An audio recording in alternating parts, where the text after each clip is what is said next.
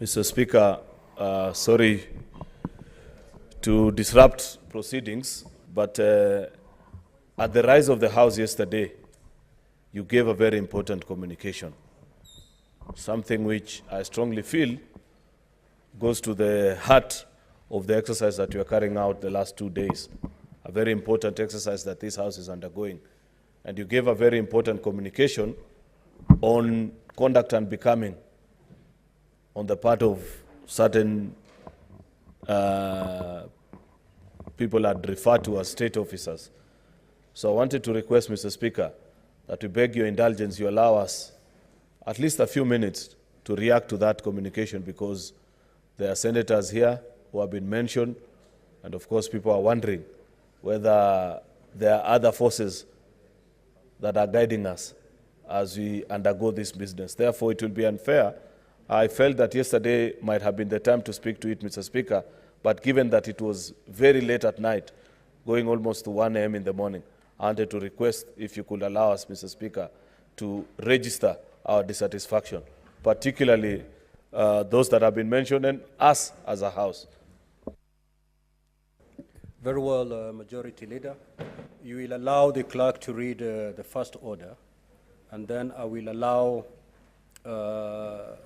just 3 senators from each side speaking for 2 minutes each, and then we go straight to the business of the day. Clerk, proceed, please. Order number 1, communication from the chair. I will allow comments on the communication that I did at the rise of the House last night. And I'll take 3 senators from each side, each speaking for 2 minutes.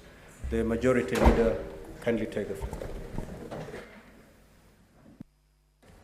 Mr. Speaker, on behalf of the Senate, I want to register my disappointment in the increasingly unbecoming conduct of Cabinet Secretary Moses Kuria, a man who's continually embarrassing the appointing authority and casting serious doubts on the choice ability of none other than His Excellency, the President. Mr. Speaker, sir, that tweet was in bad taste. It paints senators as cheap people who have no cognitive abilities to make interpretation of the matters that are before us and make a sober decision that is in the interest of the Constitution and the people of Kenya. Mr. Speaker, this is the 14th impeachment hearing that the Senate is hearing, and I've had opportunity to vote in almost all of them. I take great exception in the conduct of Moses Kuria, in the tweet that he sent out, and the things that he said about this House and the colleagues that he's listed.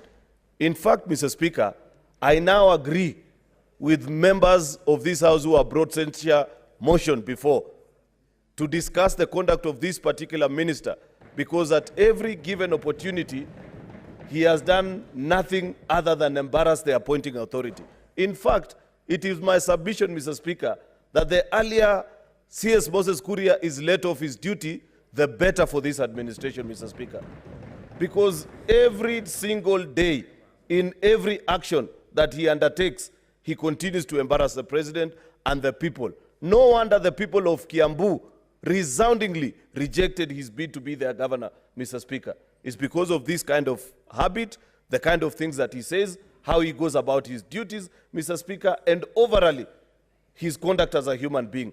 Therefore, Mr. Speaker, let Mr. Kuria know, wherever he is, that senators cannot be intimidated, that the kind of monkey business he's trying to introduce cannot be allowed to stand, Mr. Speaker, because this is a distraction. Senator Kojong. Mr. Speaker, first allow me to congratulate you for your resilience. The communication being referred to was made at exactly midnight.